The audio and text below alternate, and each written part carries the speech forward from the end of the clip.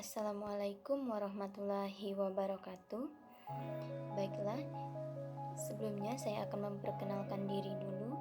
Nama saya Reza Lestari. Di sini saya akan menjelaskan materi tentang ruang sampel dan peluang suatu kejadian. Definisi: ruang sampel merupakan kumpulan atau himpunan dari semua hasil yang mungkin muncul pada suatu percobaan. Ruang sampel biasanya dilambangkan dengan huruf S. Adapun anggota-anggota dari S disebut dengan titik sampel. Banyaknya anggota atau titik sampel suatu ruang sampel dinyatakan dengan NS. Selanjutnya, menentukan ruang sampel suatu percobaan. Untuk menentukan ruang sampel dari titik sampel ada 3 cara, yaitu yang pertama dengan cara mendaftar, yang kedua dengan cara menggunakan tabel, dan yang ketiga dengan cara menggunakan diagram pohon. Yang pertama yaitu menentukan ruang sampel dengan cara mendaftar. Misalkan pada pelemparan 2 keping uang logam sekaligus, sisi yang muncul adalah angka pada uang logam pertama dan gambar pada uang logam kedua. Ditulis dengan AG. Kejadian lain yang mungkin muncul pada pelemparan kedua uang logam tersebut adalah AA, GA, dan GG. Jika ruang sampelnya dituliskan dengan cara mendaftar, hasilnya adalah ruang sampel S, yaitu AA, AG, GA, dan GG, dengan NS-nya yaitu 4. Yang kedua, menentukan ruang sampel dengan tabel. Jadi selain dengan cara mendaftar, ruang sampel dapat ditentukan dengan cara membuat tabel. Perhatikan kembali pelemparan 2 keping uang logam pada bagian 1 tadi. Untuk menentukan ruang sampel dengan tabel, buatlah tabel dengan jumlah baris dan kolom yang diperlukan. Untuk pelemparan 2 uang logam sekaligus, diperlukan tabel yang terdiri atas 3 kolom dan 3 baris. Jadi isi kolom pertama dengan hasil yang mungkin muncul dari uang logam ke-1 dan isi baris kedua dengan hasil yang mungkin dari uang logam kedua. Kemudian lengkapi tabel yang kosong. Tabel ruang sampel pelemparan 2 uang logam adalah sebagai berikut. Bisa kalian lihat tabelnya. Di sini ada tabel 3 kolom dan 3 baris. Jadi ruang sampelnya adalah AA, AG, GA, dan GG dengan NS-nya adalah 4.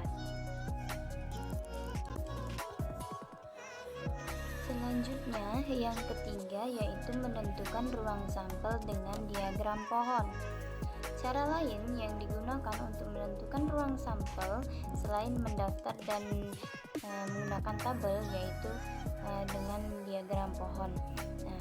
Berikut adalah diagram pohon untuk pelemparan 2 uang logam sekaligus. Jadi bisa dilihat diagram pohonnya untuk uang logam pertama, uang logam kedua, dan hasil yang mungkin. Jadi ruang sampelnya adalah AA, AG, GA, dan GG dengan NS-nya yaitu adalah 4. Selanjutnya contoh soal. Suatu percobaan mencatat sambungan telepon seluler terjadi secara random pada selang 0,20. Tentukan ruang sampelnya. Tentukan pula unsur dari ruang sampel yang bersesuaian. Jadi, ruang sampelnya yaitu S adalah kumpulan semua X jika X pada selang 0,20. Sedangkan unsur dari ruang sampel adalah seluruh titik-titik pada selang 0,20. Ruang sampel S dikatakan diskrit jika ia mengandung unsur-unsur yang berhingga banyaknya atau jika unsur-unsurnya dapat dikoresponsikan dengan bilangan bulat positif. Selanjutnya contoh soal yang kedua. Dua orang pemain bulu tangkis laki-laki akan dipasangkan dengan 3 orang pemain bulu tangkis wanita untuk bermain dalam ganda campuran. Pertanyaannya, yang pertama, tentukanlah ruang sampelnya. Pertanyaan kedua, berapa banyak titik sampelnya? Nah, untuk menjawab pertanyaan yang pertama, di sini untuk menentukan ruang sampelnya menggunakan tabel. Nah, di mana dapat dilihat di sini ada tabel 3 kolom dan 4 baris.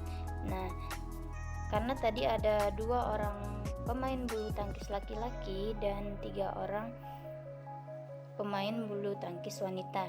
Jadi di sini ada L1 dan L2, W1, W2 dan W3. Jadi untuk menjawabnya di sini tinggal dimasukkan L1 W1, L1 W2, L1 W3, L2 W1, L2 W2, L2 W3. Nah, jadi ruang sampelnya yaitu L1 W1, L1 W2, L1 W3, L2 W1, L2 W2 dan L2 W3.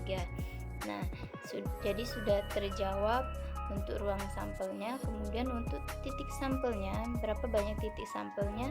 Titik sampelnya yaitu ada 2 dikali 3. Jadi titik sampelnya adalah 6.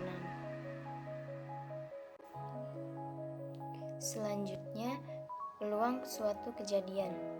Jika NS dan NK berturut-turut menyatakan banyaknya anggota ruang sampel dan banyaknya anggota kejadian K, maka nilai kemungkinan terjadinya kejadian K adalah PK sama dengan NK dibagi dengan NS.